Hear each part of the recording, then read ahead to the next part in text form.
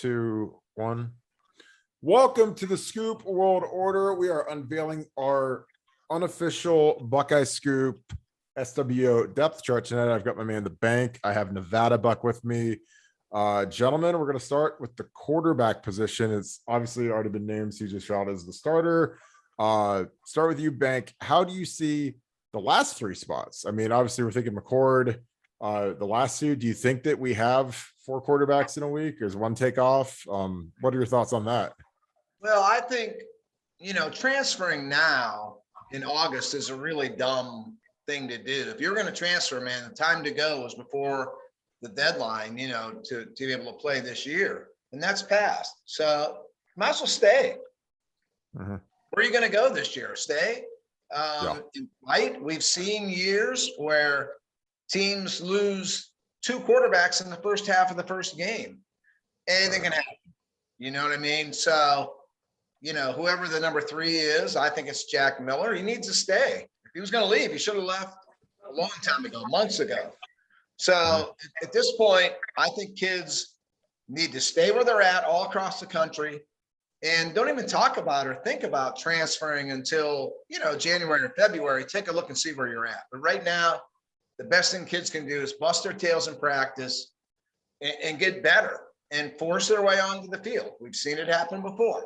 So I think it's Stroud, McCord, Miller, and, CJ could pee down his leg in the opening half of the Minnesota game. So we'll see. I don't expect that to happen, but we've seen it happen before. So I don't expect any transfers now. It would be really stupid to do now. How do you take that, Nevada? Yeah, I think the only, obviously I agree with 99% of that. I think the only thing is if Miller feels betrayed or doesn't feel like he got a fair shake in the QB derby, and I'm not saying that's how he feels, but if he did feel that way, if emotions come into this thing, then sometimes emotions override good sense, and you could see some movement. I don't have any intel that that's going to happen, but you just never know, and especially with the 4th quarterback like Ewers coming back online, anything could happen, in that QB room, and as Bank said, things change. I mean, guys get hurt, get injured. I mean, a million things could happen, especially with COVID and contact tracing and all sorts of other stuff that I would certainly want to stay close to the state of the position because, anything can happen and you might be thrust to be the number 1 guy in an 8-9. Yeah, we've had some pretty crazy stuff happen at the quarterback position, starting with, Braxton's shoulder falling out of the socket, and then he's out for the year. And then you got JT in as a freshman who really wasn't ready. Then in 15, we start Cardale. He goes undefeated. We bench him in the middle of the season. It's been wild. I mean, we had the 1 year with Dwayne, 2 years with Fields, but other than that, man, it's been nuts. And I think you're right with the contact tracing, the COVID. Like you never know what's going to happen, and it just takes one bad hit or one freak accident like with Braxton, and that whole room is reshuffled. So it's going to be interesting. I just I can't see anybody leaving at this point. I think somebody's going to leave in January, obviously, just because that's just how that's how it is now. I mean, you got to go play if you want to be the next Joe Burrow. You can't just be watching. But yeah, I think CJ Stroud will he's going to play, but it'll be interesting to see if McCord gets any burn week 1. If we get up by enough to get him a couple snaps in a real game, because we're talented, but we've never been younger in a quarterback room in the history of Ohio State football. We have 2 redshirt freshmen and 2 true freshmen. So it's almost impossible to be that young, but that's where we're at right now. We have 2 19-year-olds, 2 18-year-olds, and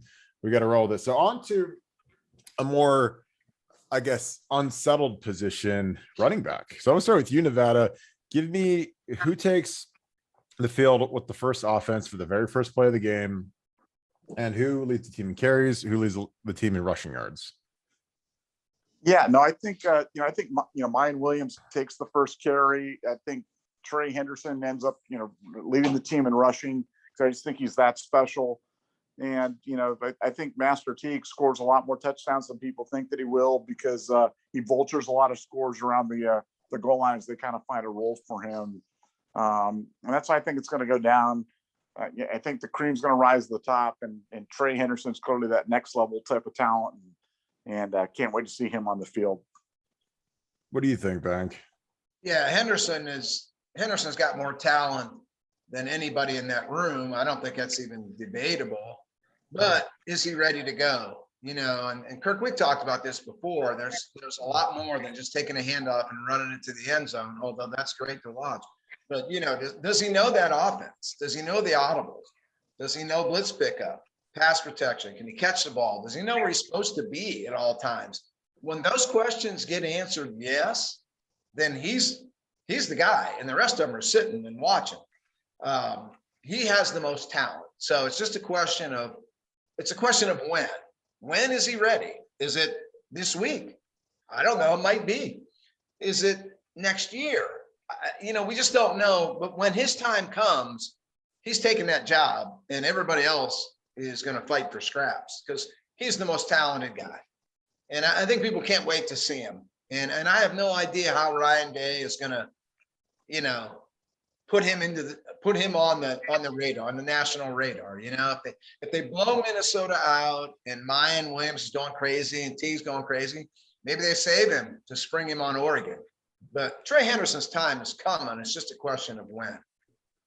Yeah, I can't speak highly enough about Trey Henderson. I think I keep saying like Saquon Barkley. I think he might be better than Maurice Clarett, which is insane to say because Maurice Clarett is, you know, one of the top 2 or 3 guys, maybe the best offensive player to come out of Ohio that I've ever seen, but he doesn't have the burst, and Trey's a little more level-headed. I think they're both really smart players, but I don't think Trey's going to get the volume that Maurice got. I mean, Maurice was running Dave, you know, 20 plus times a game, and the 2 backups were Lydell Ross and Mo Hall. It's like, you know, we got Meatball, we have Master Teague, who's the incumbent, and I mean, he's a great kid, didn't do anything wrong. He spoke at graduation, for God's sakes, freak of nature in the weight room and combine testing, but you know, you've got other mouths to feed that are significantly better than Maurice Hall and Lydell Ross were. So that's the only thing I think it could keep him from having like a Maurice type impact as a freshman. But talent wise, he's right there. I think he's quicker. I think he's more of a breakaway threat. They're just as physical. I mean, and I think he's a little more level-headed. Like he's not as up and down as Maurice was as a freshman. And I mean, we all saw the episodes at Northwestern and whatever. And I don't think you're going to see that out of Trey. So I got, you know, obviously mine's going to start. I think Trey by game 2 could be the guy if he really shows out, because they're featuring him. And, you know, it's like when you keep seeing things over and over again, it's like when you're drafting a fantasy football team and you see a guy going crazy in preseason and you keep hearing all these rumblings and then all of a sudden they tear it up and they're the sleeper pick that wins a fantasy draft. Like that's what Trey Henderson feels like to me. Like, I mean, people raving about him. If you read the tea leaves from the press conferences and Ryan Day saying, oh, he's significantly raised the level of that room. I mean, it's like, you know, when you say that about a freshman, I mean, you don't normally say that about a freshman. It's not like he put the brakes on the hype train. And so I look for him to really do some work. And I think Master Teague could get, you know, maybe 300-400 yards this year. I think Trey will go over 1,000 with that O-line and trying to protect the quarterback, which is weird given that we're about to move on to the wide receiver position, which is the most talented maybe in the history of the school. But, you know, you still got to take care of a 19-year-old quarterback on the road and hand the ball off and let these big O linemen rock off the ball and run some zone and let these guys get some yardage. So on to maybe the most talented wide receiver room I've ever seen, maybe short of Alabama 2 years ago. This wide receivers room is unbelievable. And I'm going to start with you, Bank. Obviously the top 3, Wilson, Olave, Jackson Smith, and Jigba. Who's your number 4 guy in your mind? Who do you think is going to be that number 4 guy that's the first guy off the bench and the guy that could be the number 4 receptions leader out of that room? Well, I heard great things about Julian Fleming. I know they like him. I think they have to find a role for him this year because I know they don't want him to leave. They love that kid, and he's so talented. So I think it's prudent for them to have him ahead of Harrison and Igbuka because I think they're going to want Julian Fleming there next year. And if you make him number 6, then you know, that's not good. So I think Julian Fleming is the 4 guy, and I think he gets run too. I think he's really good. Julian Fleming would be the number 1 receiver at Ohio State in, you know, a lot of years we've seen, you know, in the past. So Fleming, to me, it makes sense to get him more run than Igbuka and Harrison, unless those guys are just so darn good that you have to get them on the field. So we'll see, but I think Fleming is a guy. I've heard such great things about him, so he's my pick there. What about you, Nevada? Well, I'm going to go opposite bank on this one, and I think Ibuka and Harrison Jr. are that special. I mean, those guys are so good, and Fleming. I've heard nothing but rave reviews about Fleming. All spring and all summer and all fall, but when you look at the testing numbers and you look at the type of things that Ibuka does in the weight room and what Harrison does and the way that they approach the game, those guys are just, they're different level types of talent. And I think, we saw a glimpse of it in the spring game. I don't think any of us could believe we were watching freshmen. They were so smooth and so polished and cut the ball so well. I think that's going to continue on. And, I'm looking for those two guys to make immediate impact. And I couldn't pick between, the two of them, but I think they're both exceptional. And I think they're going to get a lot of burn, and they're going to score a lot of touchdowns and catch a lot of passes this year. Yeah, I think if you break it down by position, I was fortunate enough to go to practice on Monday, which was stunning that I didn't get arrested or tased or anything as I walked in the door. But it was former player day, and I was like, "Are they going to actually let me in?" And they let me in, and it was great. And the best player on the entire team that day was Garrett Wilson. I mean, he was out of this world good. They were just feeding him the ball. He plays the X receiver, which most people knew. As Urban Meyer used to say, the X has to be a Marmaduke, has to be the big dog. And they were just, the way they move him, they put him in motion. I mean, he runs scot-free against, whatever DB, just because he's just so shifty. He's so good. He's so fluid. But then, Olave caught 2 bombs that were fantastic. But then the guy that really knocked my socks off, I thought was good, Marvin Harrison Jr., caught a ball that was like Marquise Mays against Bama, where he caught it behind the guy, clasped it and ripped it up over the guy. And the whole place went nuts because it was such a hard, impossible catch. And he just, wrapped his arms around the guy, caught the ball, and then ripped it up. And I was just I couldn't believe what I just saw. It was insane. But that kid's something else, man. He is a freak show. And on 3 years are, the new site. I mean, they actually made him a 5-star because their ratings came out literally a month ago. So, everybody else was on him kind of as a 4-star, low 100 guy. They made him a top 20 guy because they saw the spring game and heard the rumblings. And I think that they're probably right. I mean, because I think he might be that number 4 guy. And then, Garrett Wilson comes on, says Jackson Smith-Njigba is the most talented receiver he's seen. And it's almost insane the level that room's at right now. So that'll be really fun to watch. I think CJ Stroud's got a great position because he just has, you can't double team all of them. It's holy cow. And I think Garrett Wilson might actually get drafted ahead of Chris Olave just based on upside, and he's a year younger. So that's going to be fascinating to watch. And they're all great kids. So there's not an a-hole in the room like there normally is in the wide receiver room, which is pretty cool. So on to my favorite position, the offensive line. Nevadabuck, I'm going to start with you. You revealed a massive shakeup in the middle of camp. Go into detail a little bit about that and what you think that means going forward for the offensive line and the offense in general. Well, I think what it means is we're going to see 4 guys that are really tackles all out there on the offensive line at the same time. And you're going to go Nick Petit-Frere on the left side. And, Thayer Munford's going to slide in from the left tackle, the left guard. You got Harry Miller there at center. You got Paris Johnson, the all-world high school tackle, going to play right guard. And then you've got massive DeJuan Jones at right tackle.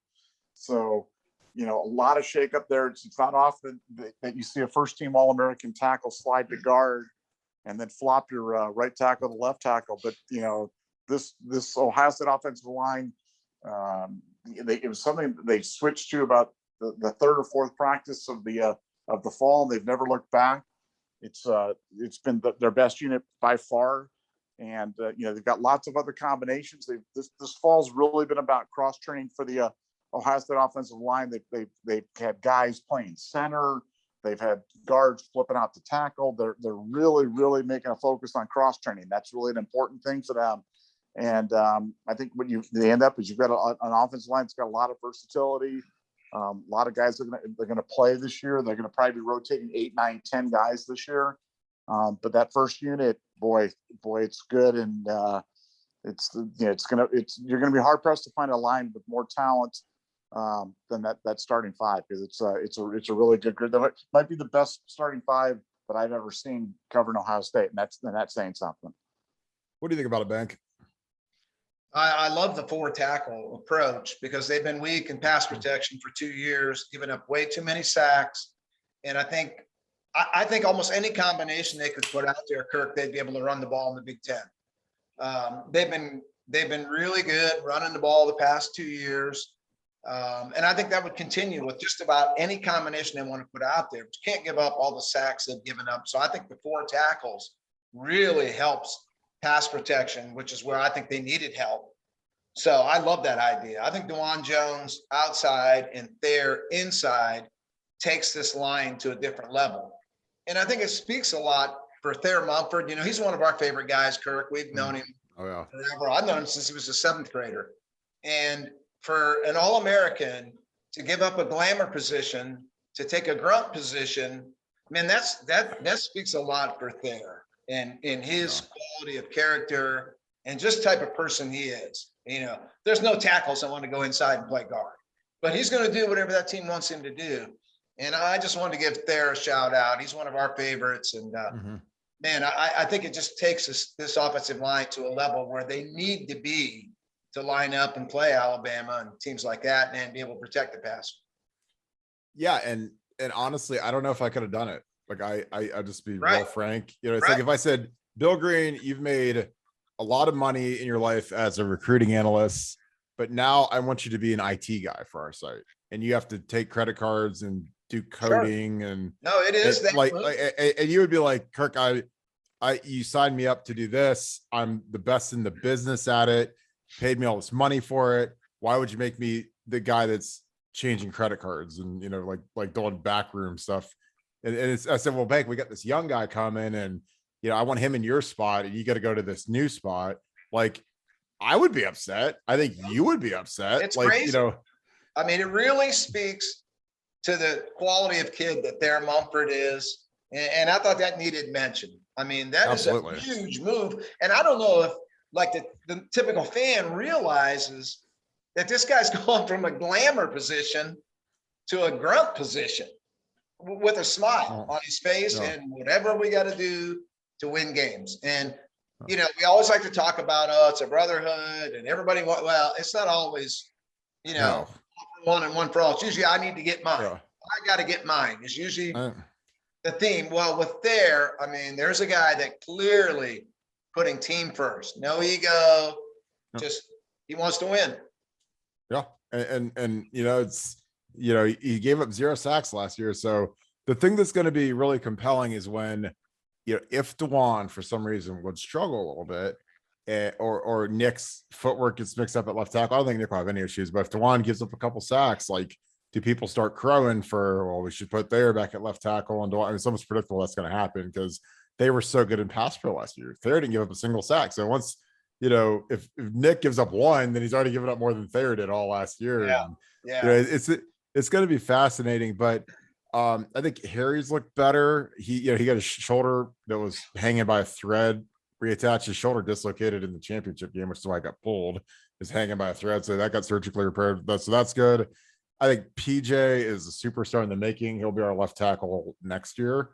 You know, Matt Jones would start on any other team in the country, I feel like. And, you know, and he's the 6th man because I feel like if anybody in the lineup gets hurt, Matt's coming in. So if DeJuan gets hurt, then Nick's going over to right, and Thayer's going to left, and then Matt's coming in at left guard.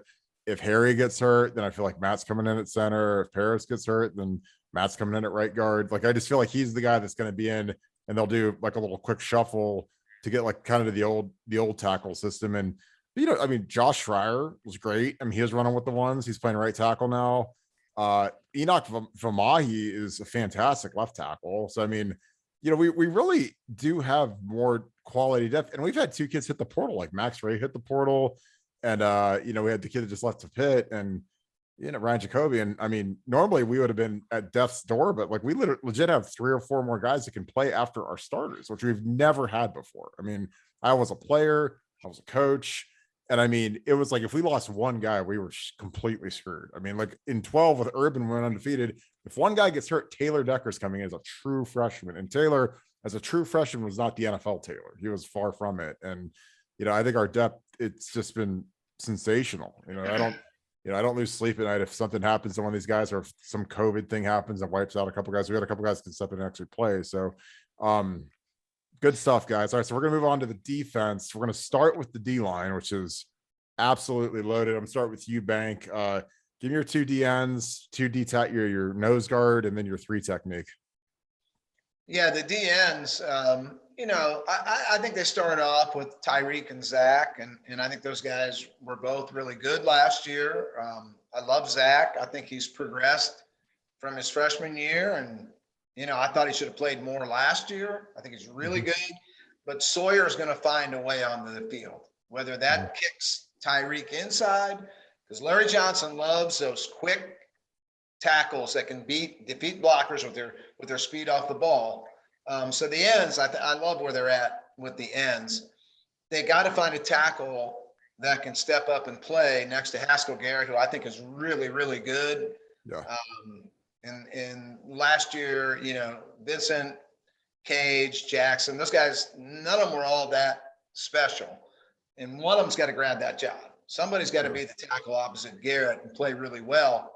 I think in third down situations, I would move Tyreek Smith inside with Garrett and bring Sawyer in and put Sawyer on the edge with Zach Harrison. That would be my rushman package. But I think, your first, second down run stopper package, somebody's got to grab that off tackle spot next to Haskell Garrett and play a lot better than they played last year.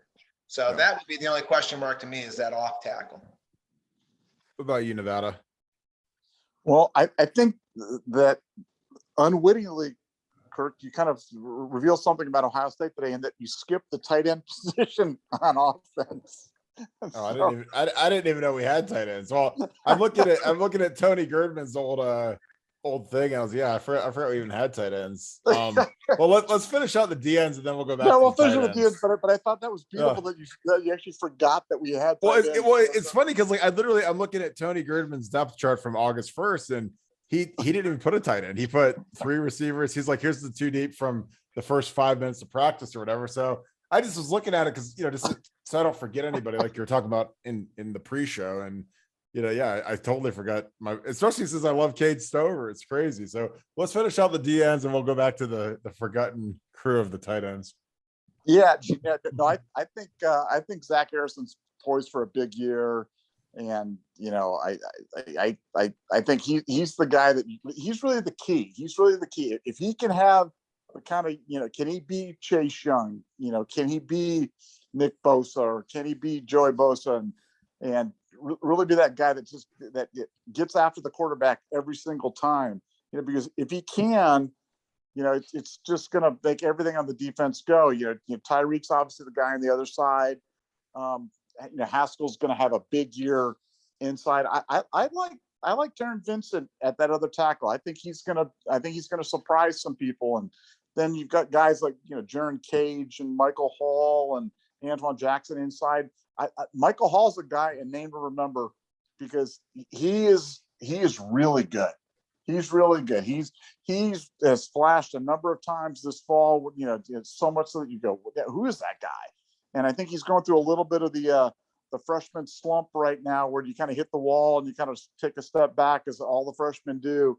But I wouldn't be surprised to see him announce his presence in the game, because he's going to command some playing time. And when he does, he's a really good player, explosive. Then he reminds me a little bit of a BB Landers, just bigger, obviously much bigger. It's not small, but explosive like that. And I like him a lot, and I like watching him play. So he's the guy on the defensive line to keep an eye on. Obviously, you've got all those incredible freshmen with Sawyer and JT and Jean Baptiste is that's another guy that I think they're going to use him situationally, and he's good enough. As we talked about last time, we talked about him almost being like a third starter at defensive end, and I think they're going to use him in a lot of different creative ways, like especially in those run heavy sets, because they like what he brings. And I think he's a guy that's going to see the field a lot too. So number 8 is another guy to keep an eye on. He's definitely, I don't know if he's a starter, but maybe he's 1A as a starter. So it's a real good defensive line that's only going to get better as the year goes on. Yeah, I think Zach Harrison really has to have a big year. I mean, he got named a captain as a junior, which is, that's an achievement. He ran a 1:50:10. So go look up how fast that is. That's the same 10-yard dash as Tyreek Hill, which is insane. I literally looked it up because I was like a 1:50. I mean, that's really flying as a for your 10-yard split. But he's always been a little stiff, and he hasn't really had the flexibility in the field to become like the elite pass rusher. But this is his money year. This is like Chase Young took that massive leap from his sophomore to his junior year, and I think Zach could do that. I mean, obviously he's playing next to Haskell. He's a load at the 3 technique. Haskell's in the best shape of his life. Physically had a great summer. Strong's an ox. It's funny, like when these freshmen show up, when Jack Story shows up and JT, all of a sudden, a guy like Javonte Jean-Baptiste is like, oh God, I better dial it in or else I'm going to lose my spot completely and be out of the rotation. So he had his best camp. I mean, I was there on Monday and he had 2 sacks and I was like, damn, like, I mean, that's, you're looking for Sawyer and you're looking for JT, but, we can't sleep on him. And then, Tyreek Smith's fantastic, but I think like once you get into the pass rush modes, you got to go get Sawyer on the field, get JT on the field. For a guy like JT, like you can't leave him behind. You can't not play him. You got to find some easy roles for him. Like, okay, you're playing defensive end on nickel and all you have to do is go rush the passer. You don't have to run stunts, blitzes. You don't have to set the edge. You have to go get the quarterback. That's it. Because he can get excited about that. He can contribute. I could see him doing some early down work just because he's physically bigger than our other ends and he could hold off the edge against these massive tackles we're about to be going against. But, I think when you've got a high-heralded kid like that, he's 3 time zones away from home. You got to find a role for him. You got to say, okay, all right, you go get the quarterback. That's your only responsibility. Don't think too hard. Because I think the biggest thing that's been his issue in campus, he just doesn't know the plays. I mean, he wasn't here for spring ball. He wasn't here for the summer. Showed up like, 2 weeks before camp. And it's like, he's trying to learn everything on the fly. And, you can be paralysis by analysis because you don't know the plays, can't play fast. So I think you give him a role. So, all right, Nevada, you caught me since we're going to the least popular position in maybe our entire existence, but tight ends. Give me your dissertation on the tight ends. We have a kid who surprisingly was not named a captain, and then we have an up and comer. But give me your initial thoughts on our tight end depth chart. Well, I think what's interesting about the tight end position this year to me is the way that they're going to utilize the tight end, and I think they're going to utilize the tight end. We talk about it all the time, and the kind of the lazy thought is looking for those 6 and 7 yard catches over the middle with the tight end and sitting down in the zones and et cetera, et cetera. But I think they're going to use the tight end. They're going to motion those tight ends a lot and try to create those mismatches, and whether that be motion them out to go 4 wide or 5 wide or motion them in these 2 tight end sets. I think they're going to do some interesting things with that to try to create mismatches, and I think that's where they like the versatility of guys like Rucker and Kate Stover, and actually Mitch Rossi is a guy who's been not somebody that people are ever talking about, but he's pretty good. He's pretty good in that role, and I like him, and I think he's done some good things during the fall, and he's a guy that could see the field. You pull out your roster and be like, Mitch Rossi, who's that? And yeah, I think Ohio State's going to try to they're going to try to take some of the things that Alabama did and kind of put some little different twists on them. But I think it's about mismatches and creating space. And I think the tight end's the key to that. So it's going to be fun to watch them. What do you think, Bank? Yeah, I wanted to mention somebody we talked to in camp, Kirk, that really impressed me was G. Scott. Yep. And he was a lot thicker than what I ever remembered him being. But he's not a 6'4", 6'5" guy. So I think he's a guy I think would be a nice toy for Ryan Day. I guess we list him as a tight end. He's not with the wideouts anymore. He's never going to be a guy to put his hand in the ground and knock people off the ball. But I think he can really be a mismatch guy out of the slot. It's sort of a wing back. You can put him wherever you want to put him, And I was really impressed with G. Scott this summer, just talking to him. And really his physique is, it's a different kind of physique. Kind of like the Beckham guy played for Wisconsin a few years ago that terrorized everybody. So I want to mention G. With Stover, he really struggled last year when they moved him to tight end. He didn't quite accept that role. It was kind of a shock to him. He thought he was going to be another Bosa. But now Kate Stover's really bought in. And he has changed his body around, and he's accepted the fact that his future to play in the NFL is going to be as a tight end. And his blocking has come 9,000 miles from where it was. And I know, Kirk, you're not real high on Jeremy Ruckert as a blocker, but Stover, I think, is really a guy, you know, and with Stover, it's all about attitude. You know what I mean? Because he's got that meanness, he's got the frame, he's got the physique. There's no reason why Cade Stover can't move people in the run game, you know? And so those two are the ones I wanted to mention, other than Ruckert's the obvious guy, but I think there's a role for G. And obviously Stover, you know, Ryan Day loves to play those two tight ends. So I think there's going to be a role for Cade Stover as well. Yeah, I think that's the biggest difference between Ryan and Urban is that, you know, other than, you know, the pocket passer quarterback versus, you know, the running back at quarterback kind of thing that Urban did. I think the tight end and deploying two consistently is something Urban never ran two tight ends ever. Now it's like with Ryan, he loves the tight end wing formation. Wow. Yeah, he loves out leveraging guys to the boundary. You know, because then you got to figure out, you know, are you gonna, you know, shade your defense to the strength where the two tight ends are, or you got to go back over to Garrett Wilson and Olave. So it really puts you in a bind when you're, you know, trying to call that defense. Because, you know, if you put, you know, a good blocking guy like Cade around the line, and then you have a decent guy at the wing like Ruck, and then you got, you know, Trey Henderson running that thing into the boundary. Then on the other side, you've got your two first round receivers. I mean, that's miserable to defend. But I think, you know, like I'm not down on Ruck. I was stunned he wasn't named the captain, but it just, when something like that happens, the guy comes back, he's a consistent, you know, basically a 3-year starter. He's not named a captain. It raises an eyebrow, obviously, because, you know, he was, excuse me, a senior, and he came back from, you know, got drafted probably mid to late rounds, and but like Cade Stover, I think is the guy that people really don't know, and even like, I don't think they realize the kind of impact he's going to have on the offense, because he's not going to catch 15 balls. Like, he's literally going to be blocking.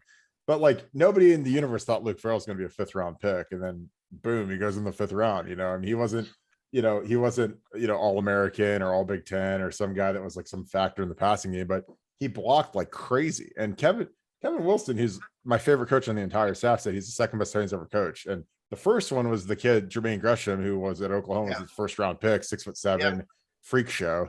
But Cade is, you know, I saw Cade they had like a lunch for the former players. I talked to him afterwards. I was like, dude, I think you're going to play in the league for a long time, because you can block, you'll play special teams, you'll do all the dirty work. And guys like that they're guys that the fans never know. They never take them in a fantasy football draft, but you'll look down and they'll be in the league for 11 years. And, you know, they've made a great career. And the kid's, he's the enforcer of the offense. He's tough as nails. And I really love his game, and I'm excited to see him as the inline blocker with our next to our O-line with Trey Henderson getting the ball. Like, that's going to be sensational. So I will flip it back after I was called out for screwing everything up. Apologize, Nevada.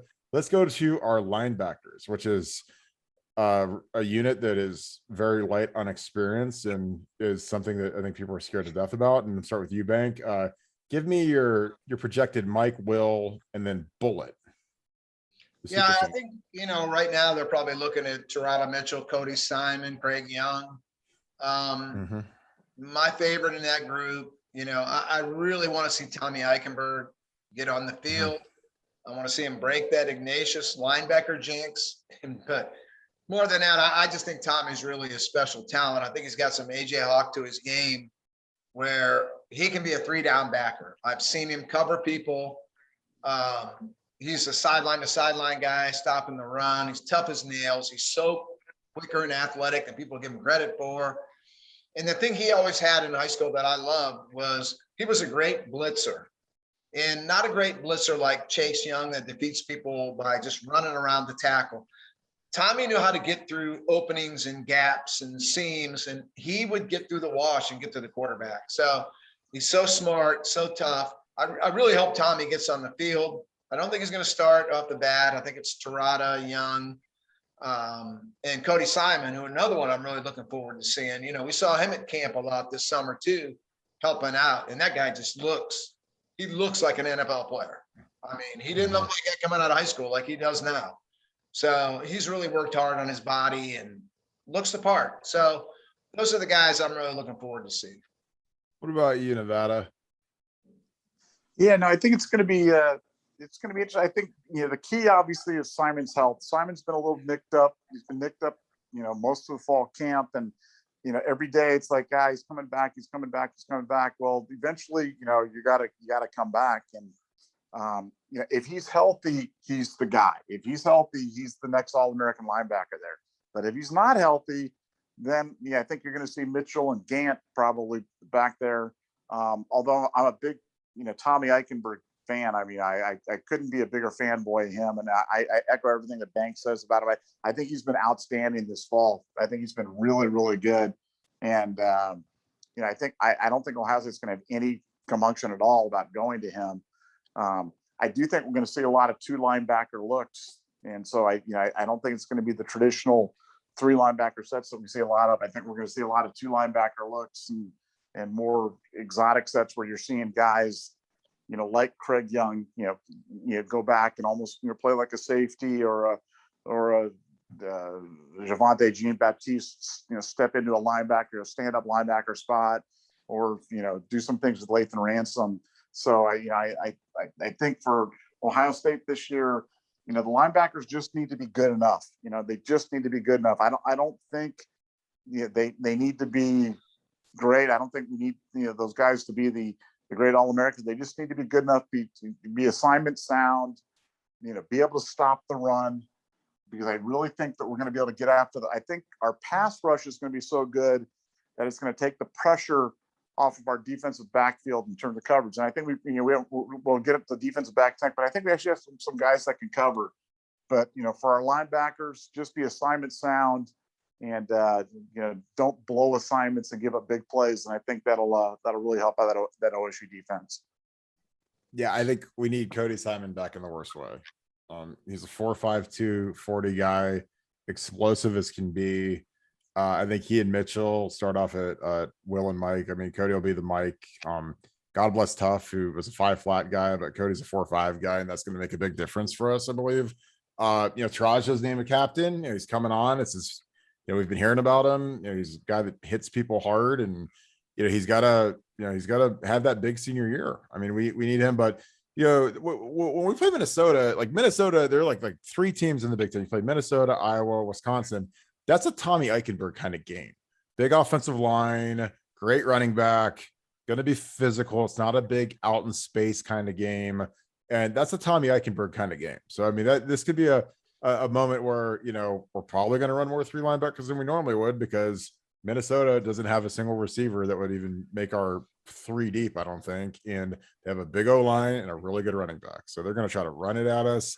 They're going to try to shorten the game, because if I'm Minnesota, I'm trying to keep Ohio State's offense on the field, because then I don't have to guard Chris Olave and Wilson and these guys that can take it 75 yards in one play. So I'm trying to shorten the game, try to run it, stick to my fundamentals, and try to keep it close, and by some miracle make it close in the 4th quarter, which I don't think it will be. But if I'm Minnesota, I'm not trying to let that offense be on the field. Trey Henderson, all these other home run hitters. So, but I think Cody Simon getting healthy. I mean, he was a freak show early in camp. He's been dinged up. I think they're just trying to get him to the game, but he is a difference maker of massive proportions and will be a huge upgrade at the Mike linebacker position. So we're on to our favorite position in the history of Ohio State message boards, and our current message board, sponsored by both Prozac and Zoloft, our defensive back room. So Bank, I don't know where we start. Last year was rough. We got to figure out where to go from last year. So give me your projected top 4 and your guys that'll be in your rotation at the nickel position. Yeah, I think it's Cam Brown and Banks, on the corners, and then some combination of Proctor, Ransom, Williamson. To me, they got to get that deep safety spot fixed. It was horrible last year, especially early when they tried to play hooker. I mean, that was just an abomination. He was no good. So they got to get and if you remember when Hafley had the big year with that secondary, they had that underrated Jordan Fuller back here as their deep safety. And I don't know how much people appreciated him, but he walked right into the NFL and started last year. And I think that's where you got to start. You got to get that deep spot. It's got to get filled. To me, I would love to see Lathan Ransom play there, because I think he's really suited for there, but they kind of like him in that nickel spot. So we'll see. Cam Brown's got to come back, to full health. Achilles injuries they're awful, but everything I've heard is really good about Cam Brown. I would like to see him become exactly where I thought he was going to be before he got hurt, when he would be your number one guy, not Seven Banks. I think Seven Banks is a 2. I don't think he's a 1. I think if Seven Banks has to play the one spot the way Sean Wade did last year, then you're going to get exposed. He needs to stay on the number 2 receivers.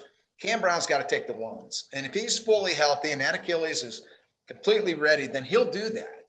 And then we'll see. Like I said, I think Cam Brown being able to take the ones is a huge help.